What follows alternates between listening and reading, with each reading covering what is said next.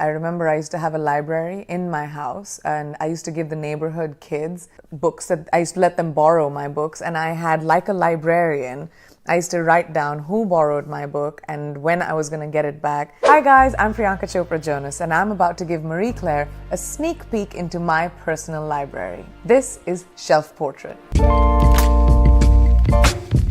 So if I was at home, you would have seen my library and my books, which are my prized possessions.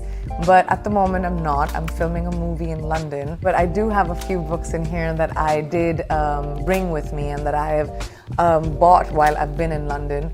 I love books. I've been an avid reader since I was a child. There's something magical about books. Once they're printed, they live on and they have their own legacy, and then they get passed on from person to person. And you know, I always wonder, like, I love going into used bookstores and finding used books, and I wonder, you know, how many people have gone through those pages or leafed those pages. And I find the journey of books fascinating. I find the journey they take me on fascinating.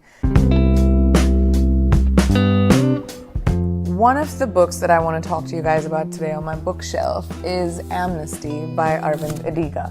I have a movie coming out right now called The White Tiger, which is based on a novel that Aravind Adiga wrote in 2008. And I'm a huge fan of his writing. He writes with wit. He always has a social commentary. And in this one, Danny, the main character, Dhananjay, is from Sri Lanka, and he's a refugee in Australia. Basically, through his eyes, there's also a murder that happens, and him trying to figure out the morality of whether he should, you know, tell the police what he knows or he shouldn't because he doesn't have papers.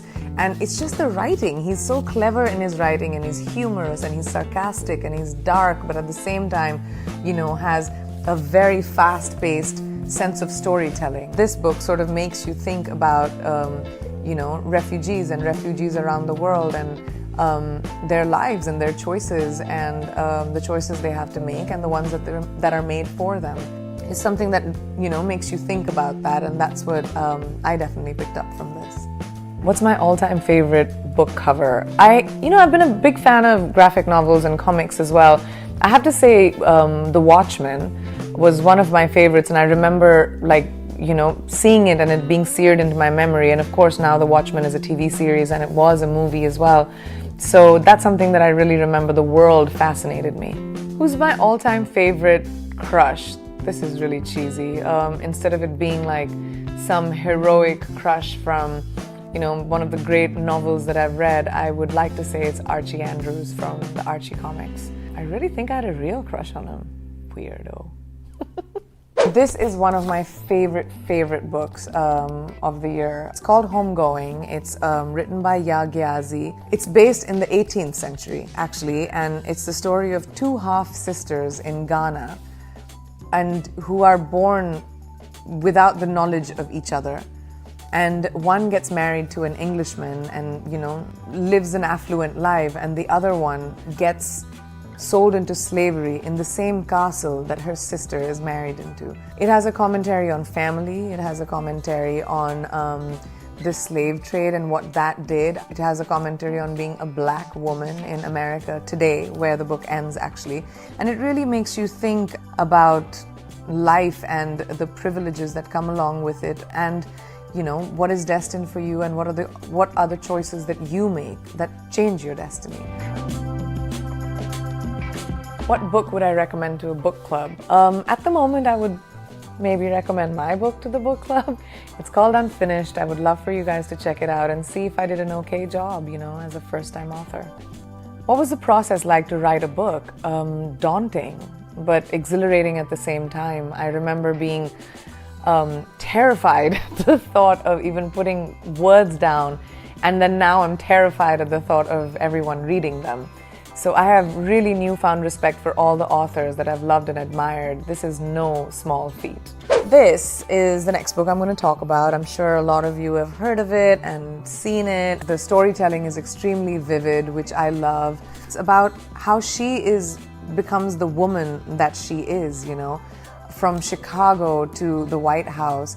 and that journey, which is so fascinating to all of us. And, it feels like a Cinderella story, but she gives that perspective of the hardships, trials, and tribulations that she had to go through and her family had to go through. Well, the one thing about this book was when I read it a couple of months ago, I was also in the process of writing my own memoir. I did take a few lessons from how she really talks about her evolution and how she digs in really deep to her vulnerabilities. Since I really admire her, I really enjoyed it, and I would recommend this to everyone. What was my favorite childhood book? I've had many, but one of the ones that I really remember is Black Beauty.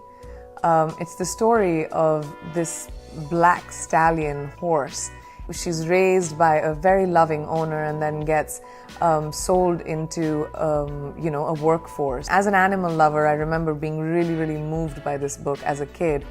Do I make notes or highlights? Yes, I do. I definitely highlight. I write notes. I write my name. I also look up words that, I may or may not know. I have a very deep connection when I'm reading a book.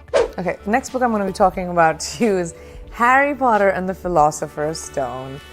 Sorcerer's Stone, Philosopher's Stone, it's the British and American version, but I kind of joined this train a little late. I watched the movies and everyone kept talking about the books, and I was like, reading is a completely different experience, and I really wanted to pick up the book and read it, and when I started doing it, I understood the hysteria.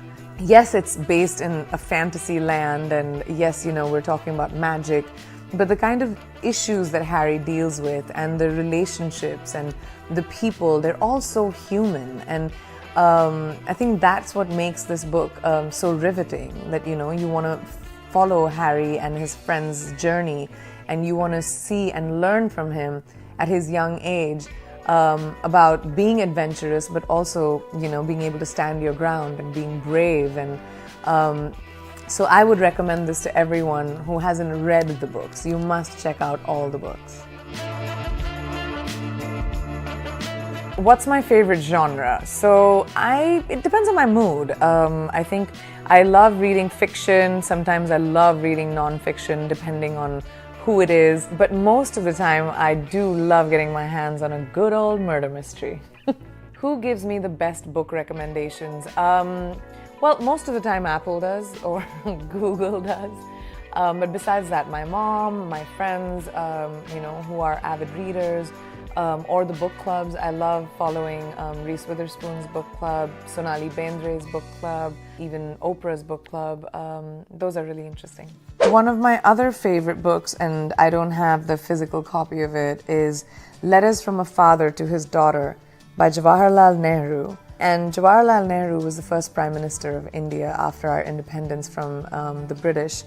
And this was a book that he wrote when his daughter was only 10. Indira Gandhi, who was the first female Prime Minister of India as well. It's basically 30 essays that he has written to his daughter, telling her about the world and how the world was formed and, shaping her worldview. And I remember as a young kid, I was so fascinated to read all of that from a father to his daughter. And I think it was a way of my dad also sort of, piggybacking on Pandit Nehru's book, so that I could learn about how the earth was made and all the difficult subjects he probably didn't want to talk to me about.